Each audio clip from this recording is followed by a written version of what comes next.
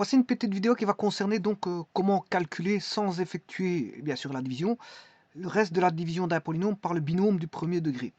Alors pour que ce soit un binôme de premier degré, bon, binôme c'est deux monômes, hein. Il est constitué de deux monômes. Par exemple, ceci ax carré plus bx plus c est un trinôme. C'est un trinôme, il y a trois monômes.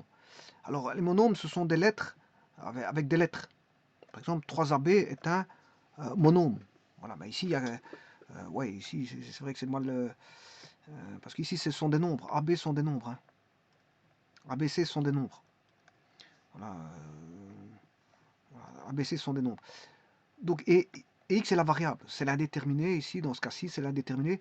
Voilà, mais les monômes, ceci, moins 2xy, z, est un monôme. Et alors, si je prends, par exemple, 5xy,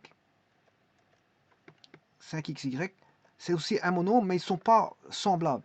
Ah, pour que ce soit des monômes semblables, ben, voilà deux monômes semblables, 5xyz et moins 2xyz. Et là, je peux bon, les additionner. On peut additionner des monômes semblables. Ou soustraire des monômes semblables, peu importe.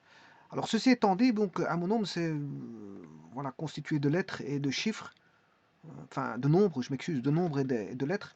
C'est ça des monômes. Ici, effectivement, on a des nombres qui sont ABC, bien sûr avec A différent de 0 pour que ce soit un trinôme du second degré. A est un nombre, X est une lettre. Donc vous voyez vous avez ici un monôme, deux monômes, trois monômes, donc on a un trinôme. Mais ce trinôme-là, il est de second degré. Bon. Alors, si on en a deux, si je pense à ceci par exemple, ax cube plus bx carré, avec bien sûr a et b, là on a a et b différents de 0.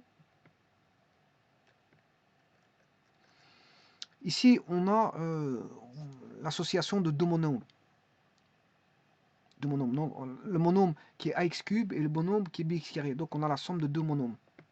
Donc on a ce qu'on appelle un binôme. Un binôme. Bon, ici je vais vous présenter le binôme du premier degré. Il s'écrit ax plus b. Bon, et c'est bien sûr, si vous écrivez comme ceci, bon, avec a différent de 0, c'est l'équation d'une droite, hein, ça vous savez, c'est le premier degré, avec a qui est le coefficient angulaire et b leur donnant l'origine. Voilà, donc, c'est l'équation d'une droite. Alors que le second degré, le trinôme de second degré, c'est une parabole. Autre chose à savoir, c'est que si vous écrivez b, ben, c'est le degré 0, on a y égale constante, c'est la droite constante. Si vous écrivez y égale ax, voilà, c'est une fonction linéaire. Et maintenant, si vous faites la somme, y égale à x qui est linéaire plus une constante, ben vous avez une fonction affine. Donc, ce qui veut dire ici, je vais traiter une fonction affine ici.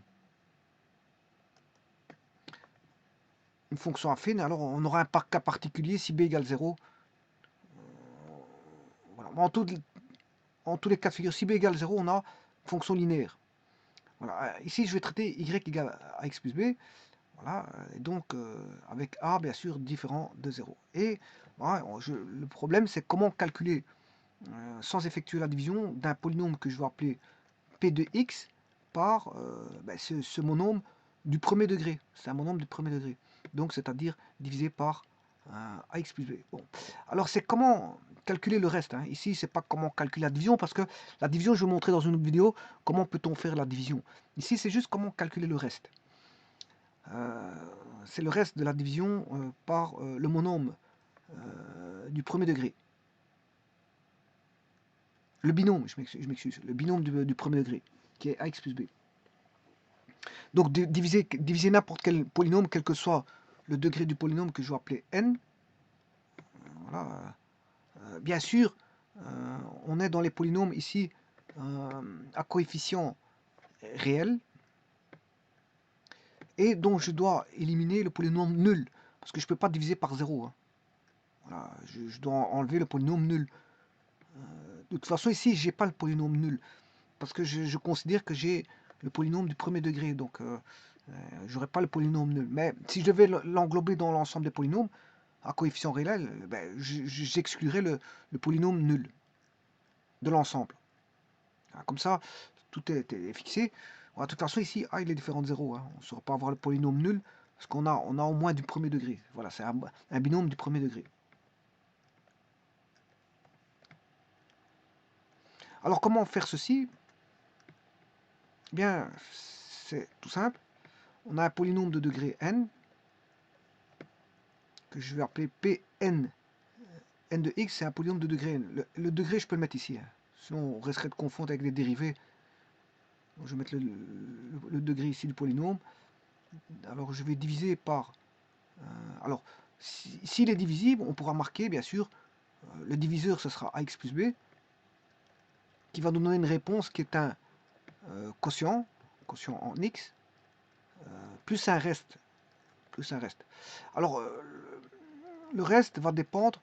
Bon, on sait bien que le degré du diviseur, qui est ax plus b, ben, c'est le degré 1. C'est le degré 1. Ce qui veut dire que le degré du reste est plus petit que le degré du diviseur, mais comme le degré diviseur est un degré 1, ben, ça veut dire que là, on aura une constante. C'est ax plus b avec a égale 0. Donc on a une constante. Là, on a une constante. On a k. Donc en d'autres termes, le polynôme là, si je le divise, le polynôme n, je divise par un polynôme ax plus b, on aura un quotient plus une constante. On aura toujours ça. Alors pour connaître la valeur du reste, il suffit d'annuler celui-ci. Comment peut-on l'annuler? Par le 0 ou la racine de ax plus b, qui est moins b sur a.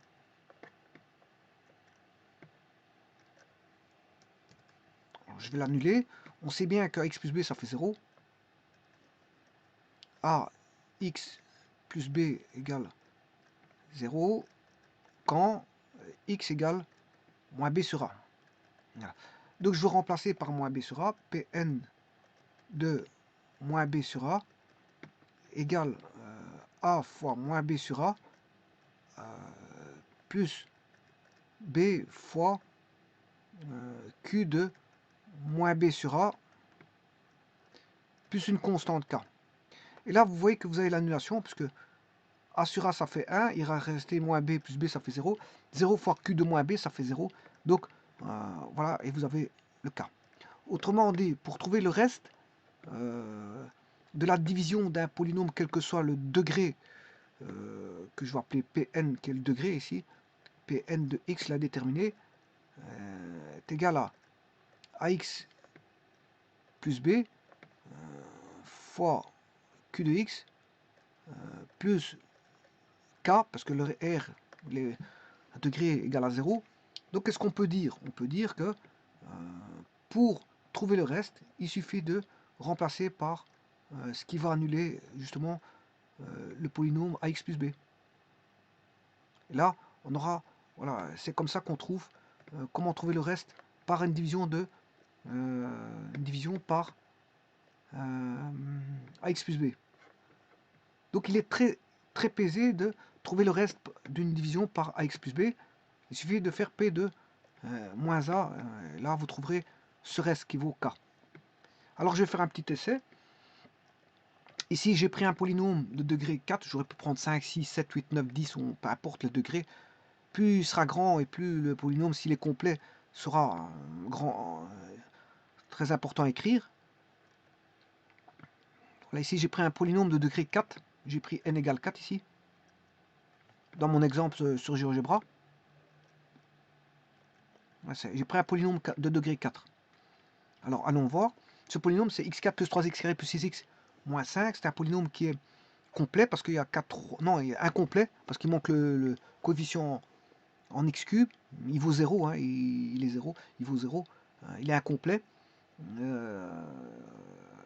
Et il y a un terme indépendant. Donc, on a tout ce qu'il faut. Les coefficients sont 1 pour le x4, le coefficient du x4. 0 pour les coefficients du x cube. 3 pour le coefficient du x carré. 6 pour le coefficient du x et moins 5 pour le terme indépendant. Et donc, je vais diviser par un polynôme qui est... bon, ça, c'est un quatrième degré. Hein. Voilà à quoi ressemble cette fonction du quatrième degré. Voilà. Alors, je vais rechercher la droite 2x plus 3. Voilà. Sa racine, bien sûr, c'est moins 2 tiers. Hein. Je vais chercher juste la racine qui vaut moins 3 demi, je m'excuse, moins 3 demi. Je fais égal 0, 2x plus 3 égale 0, donc ça fait moins 3 demi. Alors ici, je vais l'avoir, c'est moins 3 demi, c'est moins 1,5. Alors, je fais la division de f par g. Voilà. Vous voyez qu'il y a un reste qui vaut moins 2,19. Voilà. Alors, comment trouver ce reste? Ben, je fais la formule que je viens de mettre ici. C'est-à-dire, je fais P de B moins A égale K, et je vais trouver le reste. Donc, je vais chercher P, F de moins 3 demi. F de moins 3 demi. Ben, voilà, le reste, il vaut... le reste, il vaut 0.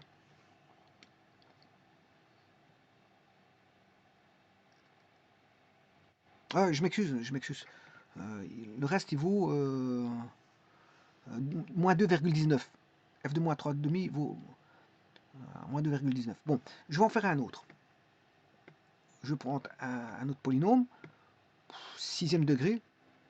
On va mettre x exposant 6 plus 5x exposant 4 plus 3x exposant 2, voilà, moins 1. Voilà, c'est un polynôme de... Alors, je vais le diviser par moins 4x plus 5. Voilà. Alors, je peux vous dire que il suffit de faire h de... alors, moins 4x plus 5 égale 0, ça fait moins 4x égale moins 5, 4x égale 5, donc x égale 5 quarts. Je fais h de 5 quarts. Et là, j'ai le reste, 19,71. Alors, je vais vous prouver que le reste, ça fait bien ça. Division de h par p. Je fais la division. Et vous voyez que le reste fait bien moins 19,71. Le reste qui est ici. 19,71. Donc, vous voyez que pour trouver le reste de la division par ax plus b, il suffit de faire tout simplement p de moins b sur a. P étant le polynôme, hein, quel que soit le degré, P de moins B sur A, vous avez le reste qui vaut K. Je vous remercie.